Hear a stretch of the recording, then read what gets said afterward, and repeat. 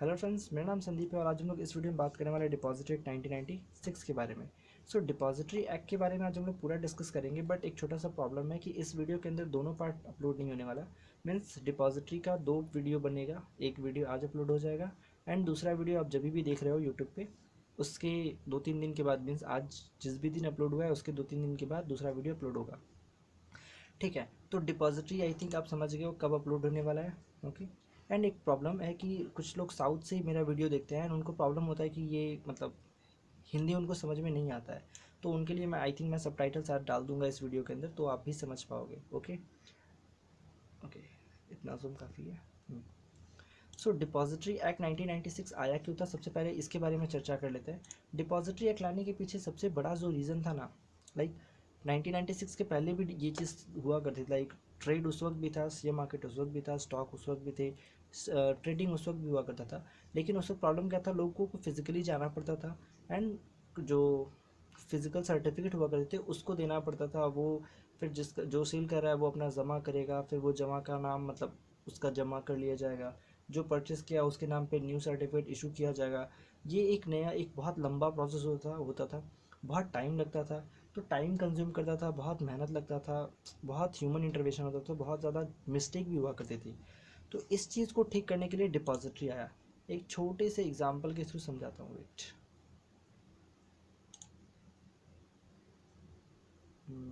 इसका पेन कहाँ है?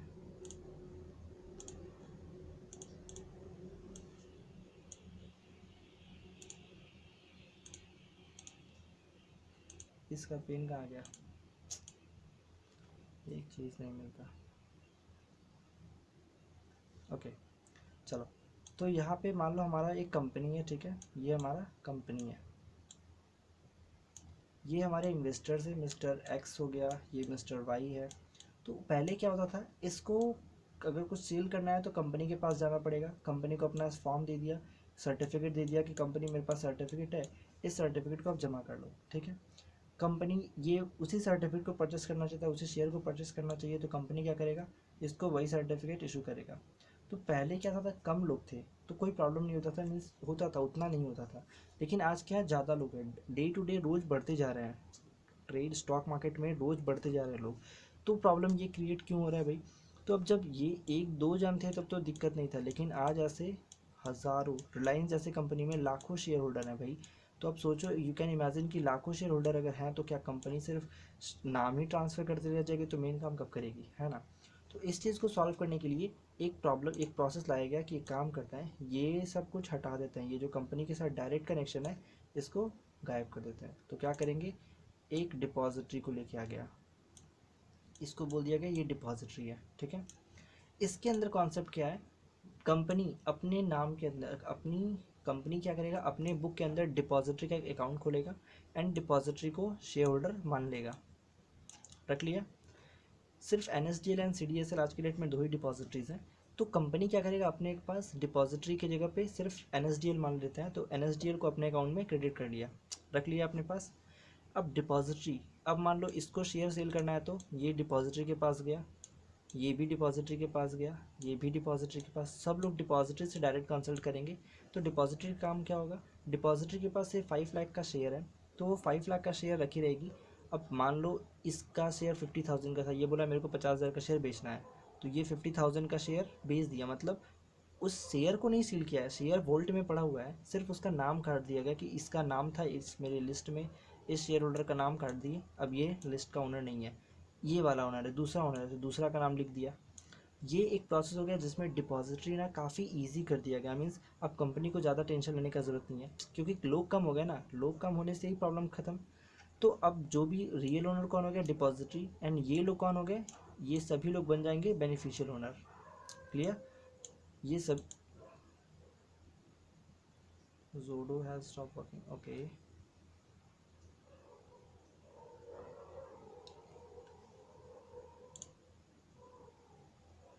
क्या फीडबैक वगैरह आते रहता है।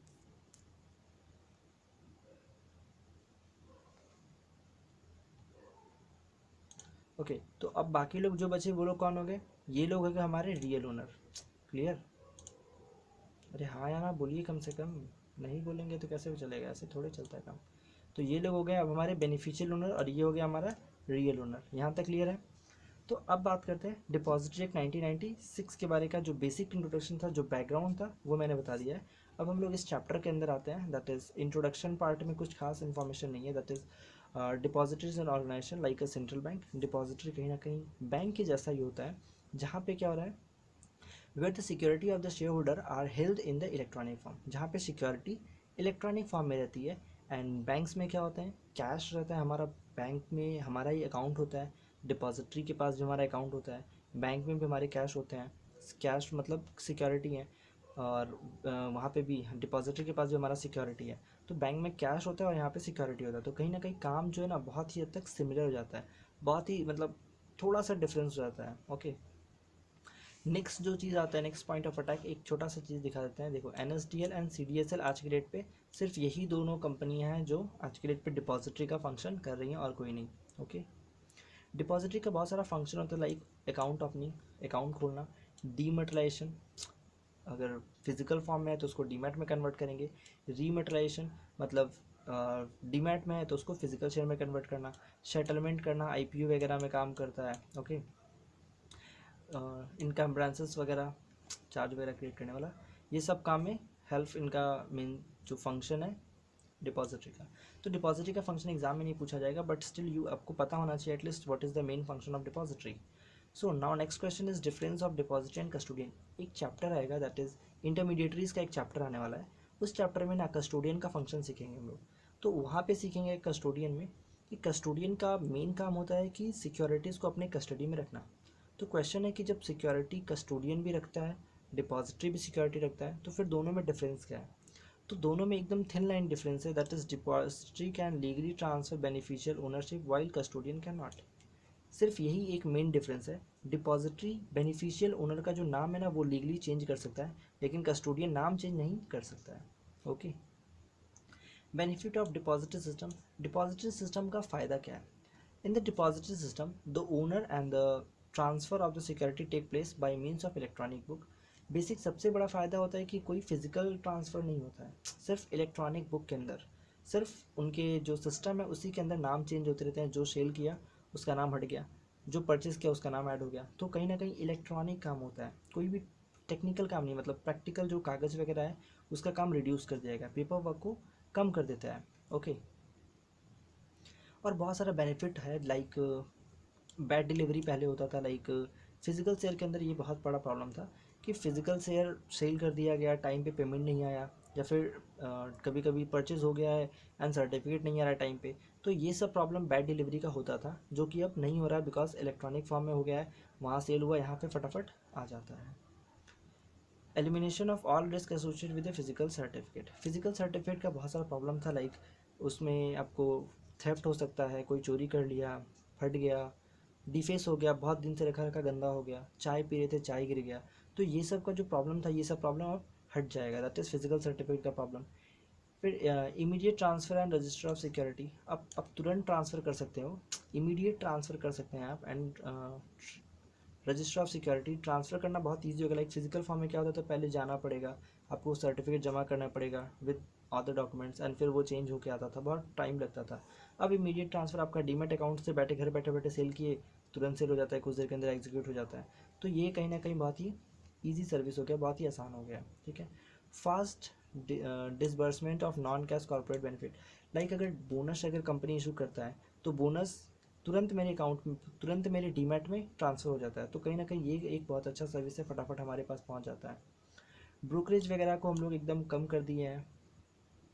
Eliminate the problem related to the change of address. पहले एड्रेस वगैरह चेंज करने के लिए आपको बहुत प्रॉब्लम करने पड़ते थे, लाइक फिजिकल सर्टिफिकेट में क्या होते थे, उसमें आपको अगर एक एड्रेस चेंज करना है तो आपको डॉक्यूमेंट प्रूफ, ये प्रूफ, फिजिकल फॉर्म, बहुत सब कुछ ज़ेरॉक्स वगैरह सब कुछ सबमिट करना पड़ेगा, तब जाके कहीं ना कहीं कुछ भी चेंज होगा। बट अब क्या है भैया, अपना ऐप खोलो, ऐप के अंदर आपका जो भी है इन्फॉर्मेशन ऑर्डर करो, बस हो गया, एंड फिर वो वेरीफाई हो जाता है, काम ख़त्म। सो ये बहुत ही ईजी हो गया। एंड दूसरा चीज़, एक माइनर के बिहाफ में कभी भी सिक्योरिटी सील करना होता था, माइनर बच्चा, छोटा बच्चा होता है ना, पहले छोटा बच्चा के बिहाफ में अगर सिक्योरिटी सील करना होता था ना, तो सबसे पहले कोर्ट का अप्रूवल चाहिए होता था। कोर्ट का विदाउट अप्रूवल का आप सेल नहीं कर सकते हो, but in case of depository demat facility होने के बाद आप माइनर का भी शेयर जो है ना वो सेल कर सकते हो बिना कोई प्रॉब्लम के। It's not big deal, means बहुत ईजी कर दिया गया है। तो डिपॉजिटरी का कितना सारा बेनिफिट है, इन सभी बेनिफिट में से कोई 5 बेनिफिट के नाम याद होने चाहिए। हेडिंग काफ़ी आई थिंक ईजी, बहुत ईजी टॉपिक था, हेडिंग तो याद हो ही जाएगा।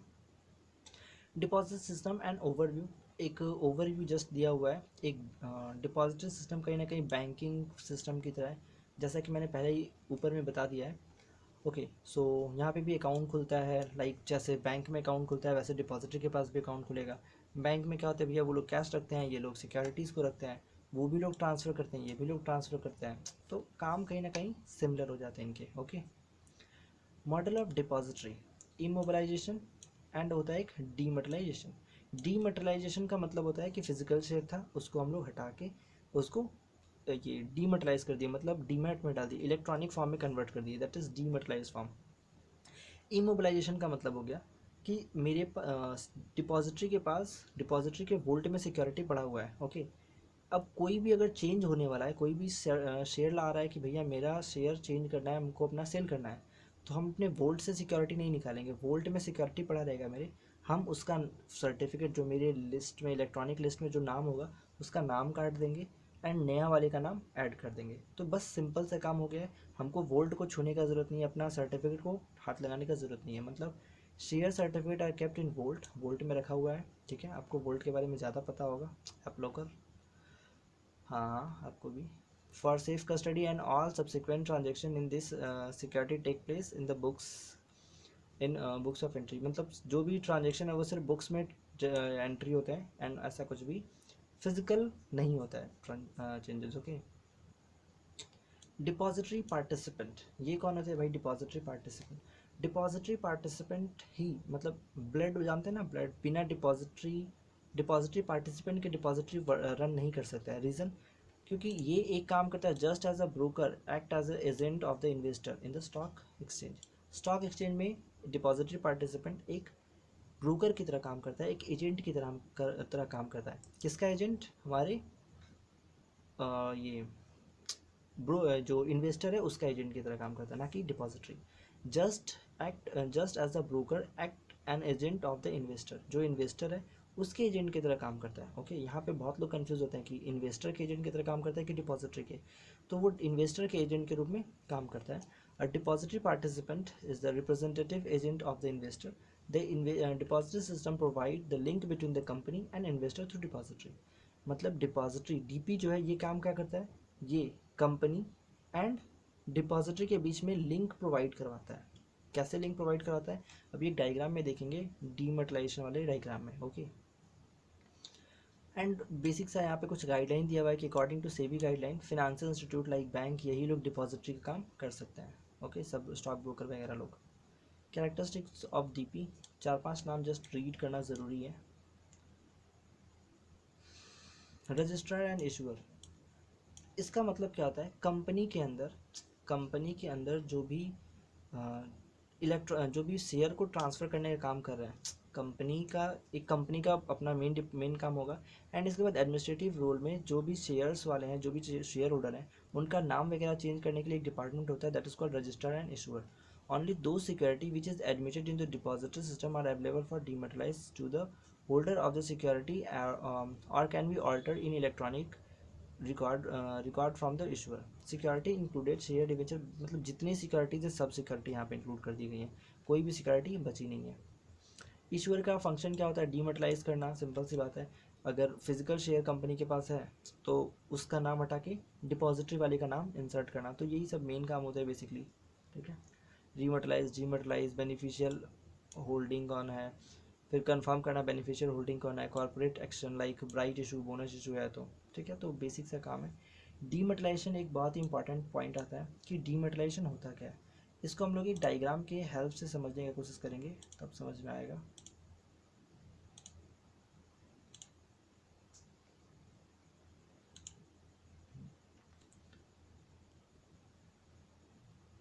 ओके,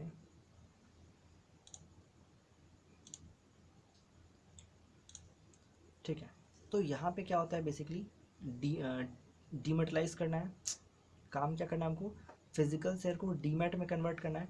तो सबसे पहले तो ये हमारा कंपनी होगा, ओके, ठीक है। ये है हमारा छोटा सा इन्वेस्टर। ओके, ये है हमारा डिपॉजिटरी पार्टिसिपेंट, डीपी बोलते हैं इसको। ओके, ये है हमारा बड़ा वाला डिपॉजिटरी सिस्टम, डिपॉजिटरी इसको बोल सकते हैं। ये CDSL हो सकता है, NSDL हो सकता है, दोनों में से कोई भी हो। ओके, इसके पास फिजिकल शेयर था, ये बोला फिजिकल शेयर को हमको कन्वर्ट करना है इलेक्ट्रॉनिक फॉर्म में, इसको फ़ोन में चाहिए इसका शेयर्स को। ठीक है भाई, तो ये क्या करेगा, सबसे पहले अपने डिपॉजिटरी पार्टिसिपेंट के पास जाएगा एंड इसके पास जाके बोलेगा depository request form. Okay, DRF बोलते हैं, डिपॉजिटरी रिक्वेस्ट फॉर्म फिलअप करेगा DP के पास, अपना फिजिकल शेयर भी अपना इसके साथ अनेक्स करके डिपॉजिटरी को भेज देगा। भेज दिया। डिपॉजिटरी पार्टिसिपेंट डिपॉजिटरी के पास इन्फॉर्म करेगा कि देखिए भैया, हमको एक इन्फॉर्मेशन मिला है, एक DRF मिला है, इसके साथ फिजिकल शेयर भी है जिसको डीमेटलाइज करना है। ओके, एंड DP क्या करेगा, उसको कंफर्म करने के बाद कंपनी के पास वो सारा डेटा भेज देगा, मीन्स वो जो फिजिकल शेयर है वो फिजिकल शेयर कंपनी के पास भेज देगा। ओके, डिपॉजिटरी सेम चीज़ कंपनी के साथ कंफर्म करेगा कि देखिए एक शेयर आपके पास आएगा, उसको डीमेटलाइज कर दीजिएगा। ओके, अब कंपनी क्या करेगा, कंपनी अपना रिकॉर्ड निकालेगा। ठीक है, रिकॉर्ड निकाला, इस इन्वेस्टर का नाम खोजा कहाँ पे लिखा हुआ है, जहाँ पे भी इस इन्वेस्टर का नाम लिखा है उस इन्वेस्टर का नाम काट देगा एंड काटने के बाद, काटने का मतलब डेबिट कर देगा, एंड उसके जगह पे किसका नाम डाल देगा, इस डिपॉजिटरी का। अगर NSDL है तो NSDL का नाम डाल देगा, NSDL का नाम डाल दिया, NSDL होना चाहिए, NDSL हो गया, छोड़ो जो भी है, NSDL का नाम डाल देगा। अब NSDL का नाम यहाँ पे डाल दिया एंड नाम डालने के बाद कंपनी डिपॉजिटरी को कंफर्म करेगा कि देखिए हमने आपका नाम ऐड कर दिया है। ओके, डिपॉजिटरी क्या करेगा, इस इन्वेस्टर का नाम, इस इन्वेस्टर का नाम को यहाँ अपने, ये भी अपना रिकॉर्ड निकालेगा, ये अपने रिकॉर्ड में इस इन्वेस्टर का नाम ऐड कर देगा। हो गया, मीन्स इस इन्वेस्टर का नाम इस कंपनी से हट के अब कहाँ चला गया, इस जगह पे चला गया, डिपॉजिटरी के पास चला गया। ओके, कंपनी हट गया, अपना कंपनी अपना शेयर ख़त्म कर दिया। अब इस इन्वेस्टर के पास क्या चलाएगा, फ़ोन में इसके डीमैट फैसिलिटी में, डीमैट में इसका जो भी शेयर्स था जितना वैल्यू का था वो इसके फ़ोन में इन्फॉर्म चला जाएगा। ठीक है, तो ये एक प्रोसेस था जिस प्रोसेस से डीमेटलाइजेशन होता है एंड कंपनी फिर इसको इन्फॉर्म भी कर देगा कि भैया जो डीमैट था वो हो चुका है। ये इसको कंफर्म कर देगा कि आप अपना चेक कर लो, डिटेल वगैरह अकाउंट्स वगैरह जो भी आप अपना चेक कर लो, आपको क्लियर हो जाएगा। तो दिस इज़ द प्रोसेस कैसे डीमेटलाइजेशन होता है। आई थिंक समझ में आया होगा। आप एक बार पॉज करके वीडियो आराम से डायग्राम बना सकते हैं। ओके, यहाँ पे भी वही चीज़ बोला गया है, दैट इज़ कहाँ गया डीमेटलाइजेशन। हाँ, डीमेटलाइजेशन एक प्रोसेस है जिसमें फिजिकल शेयर सर्टिफिकेट को इन्वेस्टर से ले लिया जाता है, लेकिन इन्वेस्टर की इच्छा से ही लिया जाएगा, ज़रूरी नहीं है कि एकदम छीन के लेंगे। Company and equivalent number of securities are credited, और जितना का फिजिकल शेयर लिया गया है उतने ही वैल्यू का उसको सर्टिफिकेट इशू कर दिया जाता है। ओके, मतलब इक्विवेलेंट नंबर का अकाउंट में उसके क्रेडिट कर दिया जाता है इलेक्ट्रॉनिक फॉर्म में। ओके, एंड फिर प्रोसेस कुछ बताया गया, वो प्रोसेस मैंने इस डायग्राम के थ्रू डिस्कस किया है एंड यहाँ पे भी वही इंस्टीट्यूट भी वही इन्फॉर्मेशन दिया, I think you should check it. That is investor अपना अकाउंट खोलेगा डिपॉजिटरी के पास, फिर DRF depository request form fill up करेगा, इन्वेस्टर लॉन्च करेगा अपना सब कुछ सर्टिफिकेट वगैरह सब कुछ DP को दे देगा। ठीक है, DP क्या करेगा, पहले डिपॉजिटरी को बताएगा, फिर क्या करेगा रजिस्ट्रार, ये DP क्या करेगा, डिपॉजिटरी ये रजिस्ट्रार को बता देता है। ओके, फिर यही DP सेंड कर देता है अपना सारा सर्टिफिकेट, रजिस्ट्रेशन नंबर इसके पास चला जाता है, रजिस्ट्रार कंपनी कंफर्म कर देता है कि देखिए हमने अपना आप उसका नाम हटा के आपका नाम ऐड कर दिया है एंड फिर डिपॉजिटरी का डिपॉजिटरी क्रेडिट इन्वेस्टर, डिपॉजिटरी अपने अकाउंट में क्रेडिटर को क्रेडिटर का नाम डाल के उसके अकाउंट में उसका सर्टिफिकेट को, उसका जो भी वैल्यू का शेयर था उसको ट्रांसफ़र कर देता है। ओके, बहुत ही ईजी प्रोसेस था। नाउ डीमेटलाइजेशन कैसे होता है, सेम चीज़ जैसे अभी हम लोग किए थे ना, बिल्कुल वही चीज़ होगा, थोड़ा सा डिफरेंस होगा। लाइक अब यहाँ पे फिर हमारा कंपनी आ जाएगा। ठीक है, यहाँ पे कौन है, हमारा बड़ा वाला डिपॉजिटरी है, यहाँ पे हम इन्वेस्टर हैं और यहाँ पे हमारा DP है, डिपॉजिटरी पार्टिसिपेंट, दैट इज़ मेरा एजेंट। ठीक है, हमको हमको क्या करना है, शेयर चाहिए वापस से, फिजिकल से फ़ोन से निकाल के फिजिकल शेयर चाहिए। हम इसके पास रीमटेराइजेशन रिक्वेस्ट फॉर्म फिलअप करेंगे। कौन सा फॉर्म, रीमटेराइजेशन रिक्वेस्ट फॉर्म फिलअप कर दिए। ये फॉर्म फिलअप करने के बाद अब हम क्या करेंगे, ये फॉर्म फिलअप कर दिए। अब डीपी क्या करेगा, डिपॉजिटरी को बोलेगा कि सर देखिए उसको उसका शेयर वापस चाहिए। ओके, डिपॉजिटरी क्या करेगा, कंपनी को इन्फॉर्म करेगा कि उसको उसका शेयर वापस चाहिए, बता दिया कंपनी को। कंपनी क्या करेगा, एंड अपना लिस्ट फिर से अपना वो पुराना जो लंबा लिस्ट है उसका वो लिस्ट निकालेगा, शेयर होल्डर्स का लिस्ट, उसमें से एन का नाम खोजेगा, एन का नाम काटेगा, उस वैल्यू को हटाएगा, एंड फिर ये जो नया इन्वेस्टर था मिस्टर एस, इस एस का नाम अपने लिस्ट में डाल देगा। डाल दिया। डिपॉजिटरी को अब कंपनी इन्फॉर्म करेगा कि हमने अपना नाम हटा दिया है, अब आप देख लो। अब डिपॉजिटरी क्या करेगा, डिपॉजिटरी बोला अच्छा आपने हटा दिया है, तो डिपॉजिटरी एस का नाम खोजेगा कहाँ है, एस का नाम खोज के उसको डेबिट कर देगा, मतलब उसको कैंसिल कर देगा, ख़त्म कर दिया। अब कंपनी इसको फिजिकल शेयर दे देगा, क्योंकि कंपनी के बुक में इसका नाम है, तो कौन इसको फिजिकल शेयर प्रोवाइड करेगा, कंपनी। अब कंपनी क्या करेगा, इसके घर पे फिजिकल शेयर डिलीवर कर देगा, चाहे वो किसी भी तरीके से डिलीवर करवाए। तो ये एक प्रोसेस था रीमटलाइजेशन करने का। क्लियर। तो डीमैट का एंड रीमैट का दोनों का प्रोसेस का मैंने डायग्राम के थ्रू समझाने की कोशिश किया है। आई थिंक समझ में आ गया होगा। अगर नहीं आया तो आप मेरे को व्हाट्सअप करो, अब इतना इजी तो समझ में आ ही गया होगा।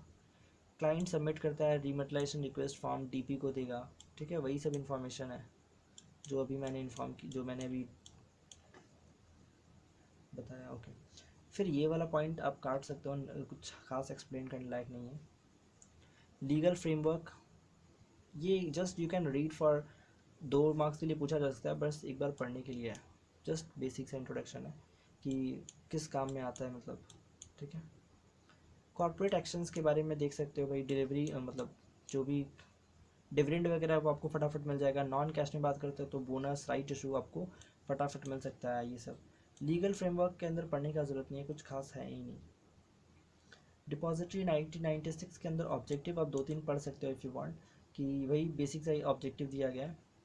एग्जम्पटिंग ऑल ट्रांजेक्शन, स्टैम्प ड्यूटी हट गया है, लाइक डीमैट में तो स्टैम्प ड्यूटी लगेगा नहीं, इसको फ्री कर दिया गया है फ्रॉम टैक्सेबल, नहीं ट्रांसफरेबल फ्री कर दिया गया, उसका ट्रांसफ़र फ्री हो जाए। फंजिबिलिटी, मेकिंग द सिक्योरिटी फंजिबल कर दिया गया, फंजिबल अभी आगे पढ़ना है। ठीक है, इसलिए भी एक्सप्लेन नहीं करा। डीमेटलाइज करना वही चीज़ सेम। डीमेटलाइजेशन में इन्वेस्टर के पास ऑप्शन है कि वो अभी भी चाहे तो फिजिकल शेयर रख सकता है, और अगर नहीं चाहे तो वो भाई फिजिकल शेयर नहीं रख सकता है। That is completely depend on the investors. Certificate of commencement of business to the depository, nothing explainable.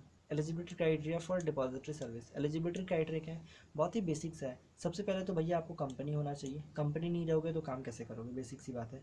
फिर आपको सेबी के साथ रजिस्टर होना पड़ेगा, क्योंकि कंपनी सेबी का काम है, तो सेबी से रजिस्टर हो गई, कंपनी हो गई, सेबी हो गई। आपके पास प्रॉपर इंफ्रास्ट्रक्चर होगा तभी आप जाओगे, राइट। तो सिस्टम होगा, सेफगार्ड होना चाहिए। ओके, एंड फिर अब डिपॉजिटरी बनना चाहते हो तो डिपॉजिटरी एक्ट का तो कंप्लाई करोगे ना, जिस एक्ट में जाना चाहते हो तो वो तो कंप्लाई करोगे ही। ओके। ओके, फिर आता है क्या, इट हैज़ अपना बाईलॉ वगैरह फ्रेम करोगे। तो ये 4-5 बेसिक से पॉइंट्स है जो आपको बहुत ही ईजिली याद हो जाएंगे, हो गए होंगे I think. Eligibility security required to be demat mode, कौन कौन सी सिक्योरिटी डीमैट मोड में हो सकती है, पूरा लिस्ट दिया हुआ है सब कुछ, सारी सिक्योरिटी। क्या डीमेटलाइजेशन इज कंपलसरी, तो ऑप्शन आएगा no, it is not compulsory, there is an option. एक ऑप्शन है कि सिक्योरिटी को आप होल्ड कर सकते हो in physical as well as in electronic form, that is completely depend on the investors. There is a choice, कम investor के ऊपर चॉइस है कि वो फिजिकल में रखना चाहता है कि इलेक्ट्रॉनिक में रखना चाहता है। बट अगर इन्वेस्टर किसी दिन चाहे कि उसको स्टॉक मार्केट में उसको सेल करना है, शेयर मार्केट में उसको बेचना है, तो फिर भैया उसको डीमैट में ही रखना पड़ेगा, क्योंकि शेयर मार्केट में सिर्फ और सिर्फ डीमैट अलाउ है। ओके, तो आज के डेट में जितने भी नया नया आईपीओ में आप जाना चाहते हो, अगर नया आईपीओ आया है तो आपको डीमैट में ही लेना पड़ेगा, मैंडेटरी कर दिया गया एज पर सेबी गाइडलाइन।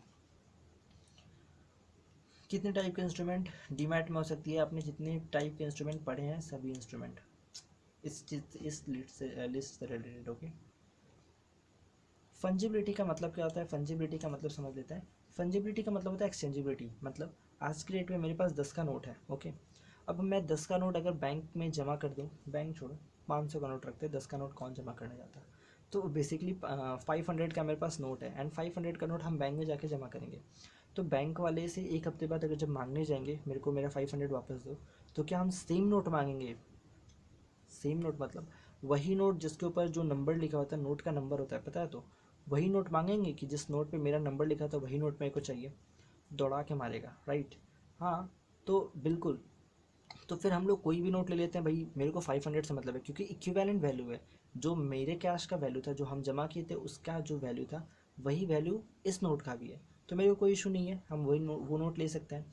वही चीज़ फंजिबिलिटी का मतलब होता है, बिना withdraw, it is like withdrawing money, पैसा निकाल रहे हो बैंक से without bothering about the distinctive number of the currency. जैसे कि करेंसी लेते समय आप बोलते नहीं हो कि भाई मेरे वाले में तो कुछ और नंबर था, इस वाले में कुछ और नंबर नहीं लेंगे, ऐसा नहीं बोल सकते ना।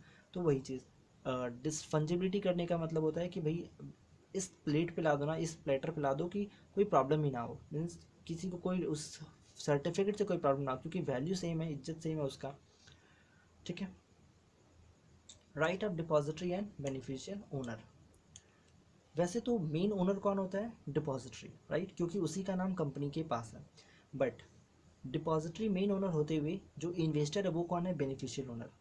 But still as a beneficial owner होने के बावजूद बेनिफिशियल ओनर के पास रियल ओनर वाले सारे पावर हैं। मतलब बेनिफिशियल ओनर ही वोट करेगा, बेनिफिशियल ओनर ही जनरल मीटिंग में जाएगा, तो सारे काम कौन करेगा? Beneficial owner. इवन डिपॉजिटरी के पास हक नहीं है कि वो वोट करे अपने in behalf of the beneficial owner, तो वो सिर्फ और सिर्फ सिक्योरिटी होल्ड करके रखा है, बट दैट डजेंट मीन कि वो वोट कर सकता है।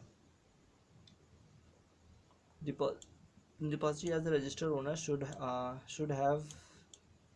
not have any voting right, कोई voting right नहीं होगा, कोई अदर राइट नहीं होगा सिक्योरिटी से रिलेटेड, ठीक है। बेनिफिशियल ओनर के पास ही सारा कुछ राइट होगा, जो भी राइट्स है।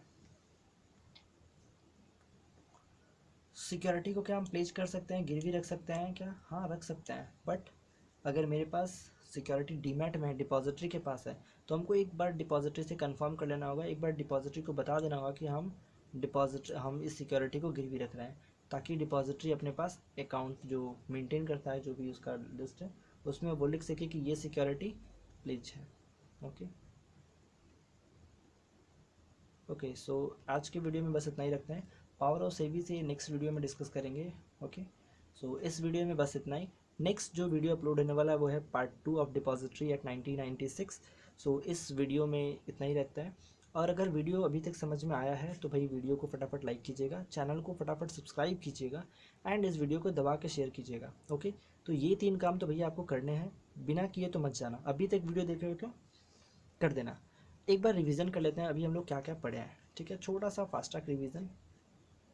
डिपॉजिटरी एक्ट का बैकग्राउंड जाने थे हम लोग, राइट। डिपॉजिटरी एक्ट आया क्यों, उसका फंक्शन क्या था हम लोग जानना है।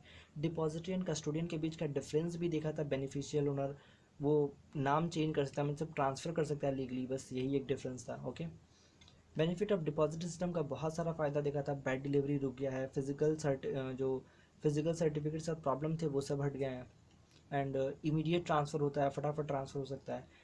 जो भी कॉर्पोरेट के फ़ायदा है वो सब आपको मिल रहा है यहाँ पे। ब्रोकरेज वगैरह हट चुका है लगभग, एंड इन एड्रेस वगैरह चेंज करना है तो काफ़ी इजी हो गया है, बहुत ही ईजी। माइनर के बिहाफ में आप आराम से सेल कर सकते हो। डिपॉजिट सिस्टम का एक ओवरव्यू दिया गया था जो कि इंपॉर्टेंट नहीं है, you can read it once, but model of depository दो टाइप का था, इमोबलाइजेशन एंड डीमोटलाइजेशन। डीमोटलाइजेशन में हमने फिजिकल शेयर को कन्वर्ट किया था इलेक्ट्रॉनिक में, एंड इमोबलाइजेशन में वो सर्टिफिकेट मेरे वॉल्ट में पड़ा हुआ है, बट हम क्या करेंगे भैया, हम उस सिर्फ नेम चेंज करते रहेंगे जब जब नया नया सेलर आएगा। फिर हमने बात किया है रजिस्ट्रार के बारे में, डिस्कस किया व्हाट इज़ रजिस्ट्रार, कौन था। डीमोटलाइजेशन का पूरा कॉन्सेप्ट हमने यहाँ पे पढ़ा भी है, और इसके थ्रू ये भी समझाया था मैंने, और अपने डायग्राम के थ्रू भी समझाने का कोशिश किया है। ओके, रीमोटलाइजेशन का भी प्रोसेस मैंने समझाया था, किस तरीके से रीमोटलाइज करना है। ये डीमोटलाइज करने के लिए है, और ये रीमोटलाइज करने के लिए है। ओके, एंड इसके बाद आता है हमारा दैट इज ट्रेडिंग सिस्टम के बारे में मैंने बोला, एक बार पढ़ लेना। Corporate actions just you can read. Legal framework is not important, means काट दो, क्या फ़ायदा उसको पढ़ के। डिपॉजिटरी के बेनिफिट्स 2-3 मैंने डिस्कस किए थे। स्टैम्प ड्यूटी फ्रीली ट्रांसफरेबल करने का था हमारा, फंजिबिलिटी करने का था इसका, राइट। गिव ऑप्शन ये सब का ऑप्शन था। ओके, बेसिक सा बात, जो चीज़ बहुत ईजी से याद हो जाना चाहिए अब तक। फिर और हम लोग एलिजिबिलिटी में देखा था कि कंपनीज एक्ट के अंदर होना चाहिए, सेबी में होना चाहिए, भाई बाई लॉज वगैरह होने चाहिए उसके पास। सो ये सभी चीज़ उसके पास वो कंप्लाई करना पड़ेगा उसको, एक्ट को, सिस्टम वगैरह होना चाहिए। डीमैट मोड में एलिजिबिलिटी सिक्योरिटीज़ ये भी डिस्कस किया था, क्या सभी सिक्योरिटी को डीमैट में रखना ज़रूरी है, तो बोला था ये optional, it is not mandatory. And कौन कौन सी सिक्योरिटी को डीमेट में रख सकते हो, देखो इक्विटी, डेप्ट, equity share, preference share, partly paid up, bond, debenture, commercial paper, certificate, deposit, मतलब सब सिक्योरिटी रख दो। फंजिबिलिटी के बारे में डिस्कस किया था, मतलब exchangeability, right, without bothering about the distinctive number of the currency. हमने यहाँ पे भी डिस्कस किया था कि जो इन्वेस्टर है वो डिस्टिंक्टिव नंबर से फ़र्क नहीं पड़ेगा उसको, शेयर का जो नंबर है उससे फ़र्क नहीं पड़ता है कि भाई कौन सा नंबर था, हमको शेयर से मतलब है। Okay, right of the depository, depository is the main owner but still उसके पास कोई राइट नहीं है कि वो वोट कर सकता है, वो उसके पास कोई मेन राइट्स नहीं थे। बेनिफिशियल ओनर के पास ही एज अ बेनिफिशियल ओनर के होने के बावजूद उसकी के पास सारे मेन राइट्स थे। एंड फिर लास्ट दैट इज़ प्लेज कर सकते हैं हम लोग but with the confirmation of depository, एक बार उसको इन्फॉर्म करना पड़ेगा ताकि वो अपना अकाउंट्स वगैरह को मेंटेन कर सके। सो बस रिवीजन भी हो गया एंड मिलते हैं नेक्स्ट वीडियो में। ओके बाय, चैनल को सब्सक्राइब तो करते ही जाना। Okay bye bye.